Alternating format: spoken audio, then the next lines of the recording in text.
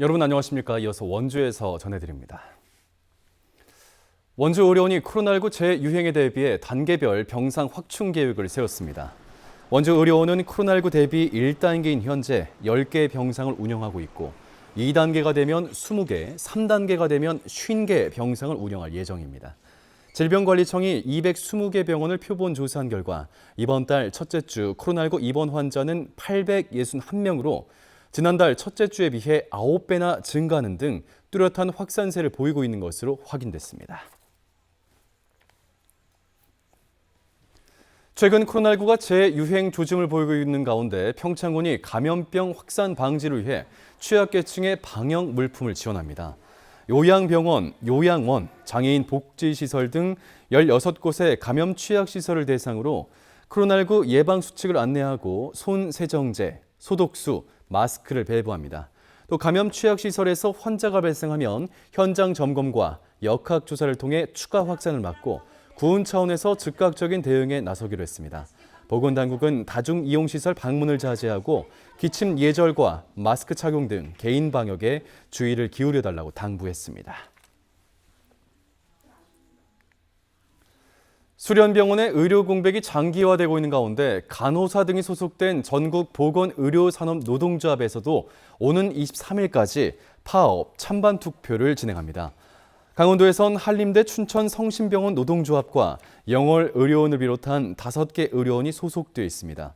보건의료노조는 물가 상승률을 반영한 임금 6.4% 인상과 진료 정상화, 불법 의료 근절 등을 요구하고 있고 투표 결과에 따라 오는 29일부터 동시 파업에 들어갈지를 결정짓습니다. 지난 18일 원주 MBC가 보도한 개통 뒤 한 달 만에 끊긴 원주 횡성 간 지방도와 관련해 원주시가 수해복구 공사를 추진합니다. 원주시는 사면 안전성 검토와 실시 설계 용역을 마무리하고 수해복구 공사를 발주했으며 다음 달에 공사를 시작해 올해 안에 마무리한다고 밝혔습니다. 또 추가 붕괴 위험이 사라지고 안전성이 확보되면 한 개 차로를 임시 개통해 통행 불편을 최소화한다는 예정입니다. 원주 호저면과 횡성 서원면을 연결하는 군도 5호선은 지난달 집중호우에 토사가 쏟아지면서 개통 한 달 만에 끊겼습니다. 평창군의 평생학습 프로그램을 통해 주민들이 지역 특산물을 활용한 밀키트 개발에 나서 눈길을 끌고 있습니다. 평창군은 경력 단절 여성과 재취업, 창업을 준비하는 은퇴자 등 20여 명을 대상으로 지난 6월부터 식품 가공 이론 수업, 요리법 개발, 실습, 현장 학습 등 교육을 진행했고 오늘 수료식과 시식회를 열었습니다. 수강생들은 다음 달에 열리는 제10회 평창군 평생학습축제에서 시제품 체험 행사를 진행하고 이후 지역 축제 등에서 판매할 수 있도록 상품화에 도전합니다.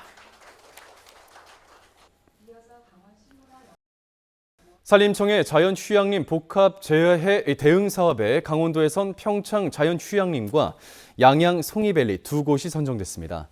산림휴양시설 두 곳에는 여름철 집중호우와 휴가 시즌 재해에 대비해 국비 7,700만 원을 투입해 안전시설이 들어섭니다. 또 인제 하추 자연휴양림을 비롯한 도내 4개 휴양림에서도 안전시설 보강 사업을 벌입니다.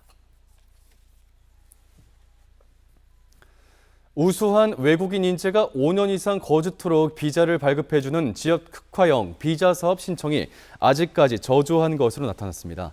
강원도에 따르면 올해 지역 특화형 비자 사업에 횡성과 고성 두 곳에서 210명이 신청해 현재까지 38명이 모집된 것으로 조사됐습니다. 횡성에선 지역 우수인재 부문에서 35명을 모집하고 식료품 등의 제조업체 종사자, 도매 및 상품 중개업에서 인재를 모집하고 있습니다.